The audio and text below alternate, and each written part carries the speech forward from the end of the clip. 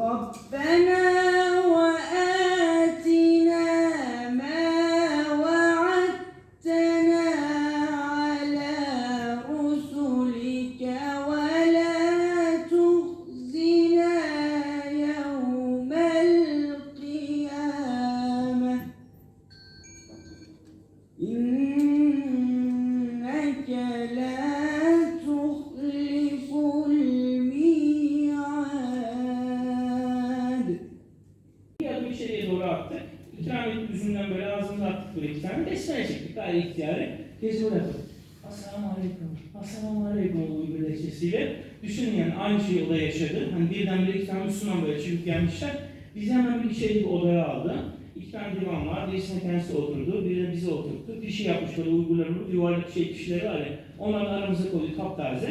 Bir taraftan yiyoruz, bir taraftan sohbete başladık teyzeyle. Sanki böyle bizim buradaki herhangi bir teyzeyle sohbet eder gibi. Teyze senin çok çocuk var mı? Çocuklar uzakta dedi. Sustu. Uzakta derken hapiste mi? Toplama kampında mı? Sürgünde mi? Yurt dışına mı bilmiyoruz. Sonra teyzenin en son ezanlıklarını ne zaman okundu? Hemen caminin bu tarafındaydı. Camiyi gösterdik. Eliyle böyle yaptı. 10 sene oldu. 2015. Ezanın son okunduğu tarih köyde. Teyzem sana namaz kılabiliyor musun? Tabii bir Uygurlar Doğu Türkistan seyahatimiz boyunca ibadet edebildiğine dair böyle bir sorabildiğimiz tek soru imkanı oldu bu. Yandan böyle teyze, buradaki teyzelerde de vardı. Böyle bir kuşak var belinde, içinde iç cepler var. Elini böyle soktu içeri elinde, 99'u tesbih çıkarttı, böyle işaretlerini şöyle kaldırdı. Böyle yaptı. Allah, Allah. Böyle hani ve dışarıdan böyle Çinliler geçiyor, böyle tutuyor. Yani sanki böyle o an böyle sanki bir belgesel çekiyor gibi. O an yaşamanı isterdim. İçimden dedim teyzenin ya sen burada hakkında nöbet tutuyorsun yani düşünün. Böyle birkaç şey daha yaşadık böyle sıcak olaylar. Mesela bir yerde otururken çocuğun bir tanesi böyle dili böyle sürekli kıpırdıyor. Genç bir çocuk. Düşünün. Bütün bölgede her şeyi yok etmek isteyen bir canavara karşı insanların böyle lokal direnişleri. Çünkü iman ağacı çok derinlerde, çok derinlerde. Yani işgalcilerin hesaplayamadığı şey bu. Sadece toprağın üzerinde bir şey bilir. Altına müdahale edemiyor. Bana mesela soruluyor işte, gittiğim gördüm hiç ümit var olacak bir şey yok mu geleceğe dair? Ben niye ümit var olacak şey olmasın? Çok var. Mesela diyorum Sovyetler Birliği'ne bakın. İşte Sovyetler Birliği'nin kurulduğu coğrafyaya bakın. Bundan 50-60 sene önce mesela Buhara'yı, Semerkand'ı, Taşkent'i, Hide'yi, Çimkent'i, Yesi'yi görmüş olsaydık diyecektik ki herhalde İslam bir daha buralara uğramaz. Yani vaktiyle Müslümanları yaşamış bitmişlerdir. Ama bugün biliyorsunuz, bakın değişmesini istediğimiz bütün birçok yanlışa rağmen coğrafyada inanılmaz bir gürleşme, bir yeşillenme var. Her yerde bu var. Dolayısıyla ümitsiz değiliz. Ama bence 3 tane temel vazifemiz var. Bunları özellikle Türkiye'de yaşayan Müslümanlar olarak yerine getirirsek ümitlenmeye de biraz yüzümüz olur. Onlardan birincisi konuyu güzel bir şekilde kavramak. Hocam da ifade etti yani bizim bu toplantıları yapma sebebimiz biraz daha ağlayalım diye değil. Ya da böyle bir yara daha açalım. Zaten yeterince işte Müslümanlar olarak gündemimiz var. Bir çentik daha atalım diye değil. Ama bir konu hakkında gerçekten adım atmak istiyorsak mantıklı ve makul bir adım, onun başlangıç noktası o konuyu kavramaktan geçiyor. Yani Doğu Türkistan, hani girişte ifade ettim. Kulaklar böyle sürekli gelen bir bilgi, böyle bir dedikodu gibi. Doğu Türkistan, işte Doğu Türkistan. Yaşam vaka bu. Bundan sonra üzerine bir bilinç inşa edeceğiz diye bir başlangıç noktası. İkincisi bulunduğumuz yerde hepimize düşecek bir görev mutlaka vardır. Öğrencinin görevi, öğretmenin görevi, yöneticinin görevi, esnafın görevi, siyasetçinin görevi neyse.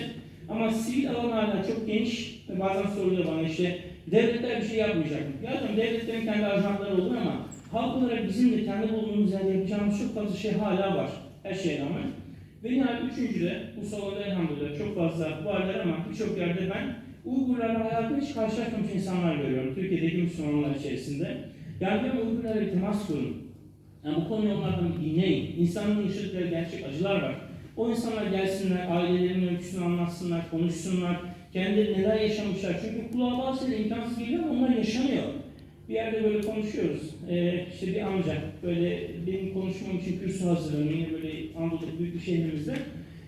Ben işte amcacı boyu 90 yaşlarında amca böyle sakallı falan. Ben onun yanına gittim işte sohbet etmek için.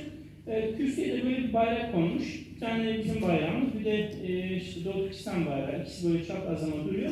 Bizim bayrağın böyle ucu şöyle şu kadar kıvrılmış. Minicik, çok küçük. Amca böyle oturduğu yerde sesi de çok çıkmıyor. Bayağı düzelteyim diyor. Tamam, kürsüye sesini duyurmaya çalışıyor. Ben de amcanın yanında oturuyorum. Daha kürsü hareket sürüyor. Daha program başlamamış. Ben böyle baktım Allah'ım ne diyor falan diye. Baktım bir şey göremedim.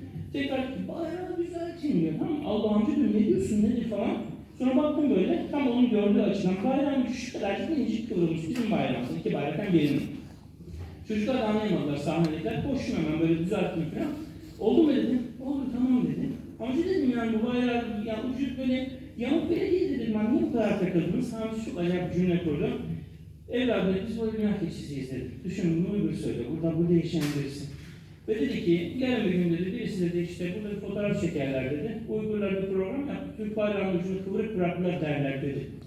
Şaşırdım böyle Allah Allah dedim. Ya bu kadar böyle bir hassasiyet ne oluyor falan.